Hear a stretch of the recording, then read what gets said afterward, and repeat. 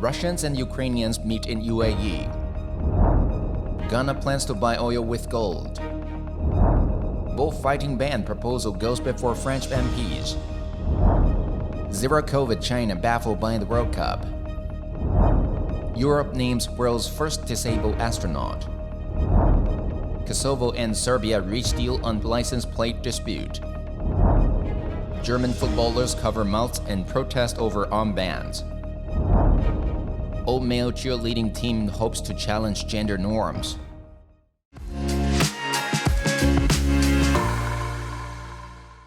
G'day, I'm Carrick. Thank you for joining us today at FUNDAY News. It is Friday, November 25th, and let's begin with our top stories.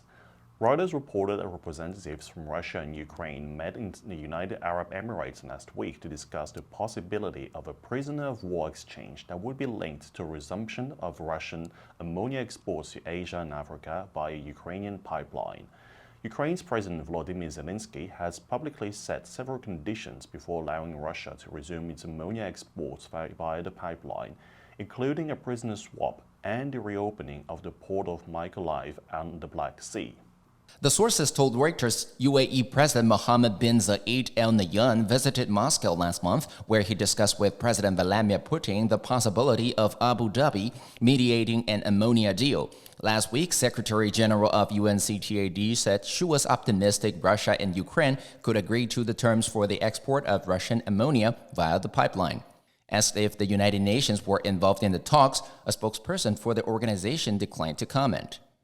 Ghana's Vice President Mahamudu Bawumia said on Facebook on Thursday that the government is working a new policy to buy oil products with gold rather than US dollar reserves. The move is meant to tackle dwindling foreign currency reserves, coupled with demand for dollars by oil importers, which is weakening the local currency, the cedi, and increasing living costs. President Bawumia explained that using gold would prevent the exchange rate from directly impacting fuel and utility prices, as domestic sellers would no longer need foreign exchange to import oil products.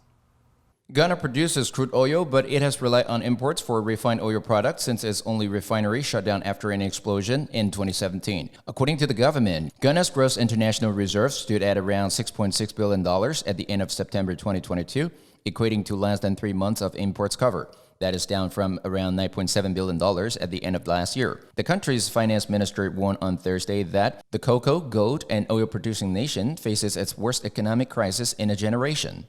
While bullfighting remains popular across large parts of southern France, a proposal to ban la corrida has reached the floor of the French parliament for the first time on the 23rd of November.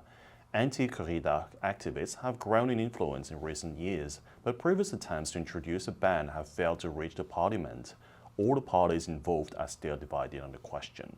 Under the current French procedural rules, debate will be cut off at midnight on Thursday, meaning there is a chance that a bullfighting bill may not even come to a vote. The text of the bill was drawn up by Aymeric Caron, a former TV presenter who founded an animal rights party and won a Paris seat under the Noops banner in this year's parliamentary election. One of the main pro-ban arguments is that the Spanish-style bullfight is not an old tradition in France at all, having only been introduced in 1853 to please Emperor Napoleon III's Spanish wife Eugene. The Élysée Palace is wary of a ban, believing it would exacerbate tensions between city and country. A report by the BBC indicated that while Chinese state media have given significant attention to the World Cup this week, the sight of maskless celebrations and raucous gathering in Qatar have irritated local viewers. Chinese fans are currently discouraged from gathering to watch the games.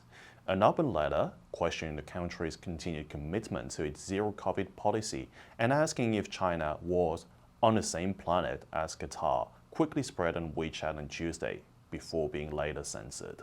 According to the BBC, some Chinese viewers said that it is weird to see hundreds of thousands of people gathering without wearing masks or needing to show evidence of a recent COVID-19 test. There are no separate seats so people can maintain social distance, and there is nobody dressed in white and blue garb on the sidelines. This planet has become really divided, one said. On one side of the world, there is the carnival, that is the World Cup. On the other are rules not to visit public places for 5 days.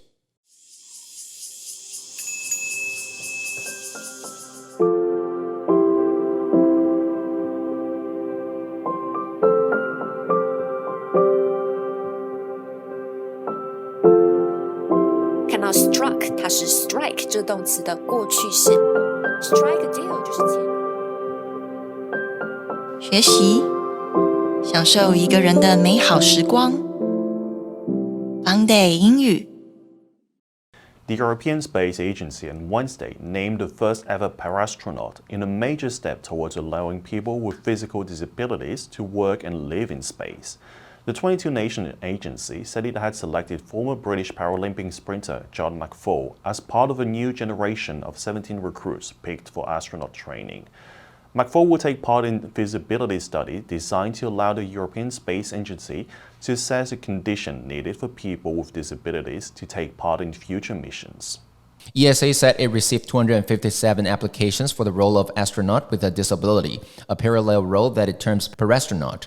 The media reported following a motorcycle accident that led to his right leg being amputated at the age of 19, McFall went on to win the 100 meters bronze medal at the Beijing Paralympic Games in 2008. The 31-year-old doctor will help ESA engineers design changes in hardware needed to open professional spaceflight to a wider group of qualified candidates. According to the European Union's High Representative for Foreign Affairs, Josep Borrell, the leaders of Serbia and Kosovo reached an agreement to end the dispute over license plates. Borrell described the deal on Twitter, saying Serbia will stop issuing license plates with Kosovan cities' denominations and Kosovo will cease further actions related to re-registration of vehicles. The most recent rise in tensions between the two sides is over Kosovo's plans to begin fining thousands of motorists who currently have Serbian license plates. But Kosovo's plan angers Serbs in northern Kosovo who, like Belgrade, do not recognize Kosovo's 2008 declaration of independence from Serbia. Many people have resigned from public institutions to protest the new provision, including hundreds of police officers. After reaching the deal, Kosovo's President Vjosa Osmani later thanked the U.S. in a tweet on Wednesday for their active engagement in reaching today's deal in Brussels. Borrell tweeted, "I will invite the parties in the coming days to discuss next steps." The German national team covered their mouth for the team photo before the opening World Cup match on Wednesday to protest against FIFA, following the government's body clampdown on the One Love armband. The Mannschaft lined up for the traditional pre-match picture before facing Japan, and all 11 players covered their mouths with their right hands in a coordinated gesture. Germany coach Hansi Flick said it was a sign from the team, from us, that FIFA is muzzling us.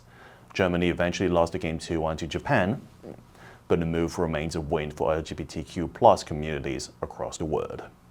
The gesture was a response to FIFA's effective nixing of 7 European teams' plans to wear armbands that were seen as a rebuke to host nation Qatar and its human rights record. Team captains, including Germany, Captain Manuel Neuer, had planned to wear the armband with the heart-shaped, multicolor logo, a symbol for inclusion and diversity. But the 7 federations backed down after FIFA made it clear they would face consequences if they did not. Today, as cheerleading is very much a female-dominated sport, men and boys expressing an interest in the sport can be looked upon as an oddity.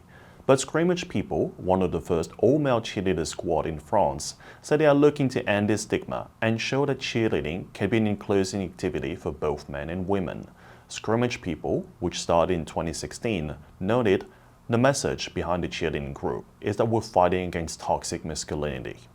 The Scrimmage People trained with the pioneers of the movement, the Austrian group, field leaders, who also used cheerleading to subvert gender stereotypes and expose the ridiculousness of toxic masculine behavior.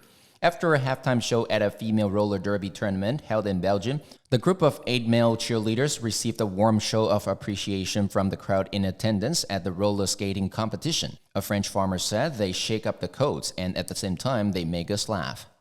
FUNDAY News will help you sharpen your English skills and keep you informed about international current events. If you want to know more about our other programs and keep learning about the world's most important topics in English, please click the link in the description below to join FUNDAY for free. I'm Carrick, your host. It was a pleasure. I'll see you next time.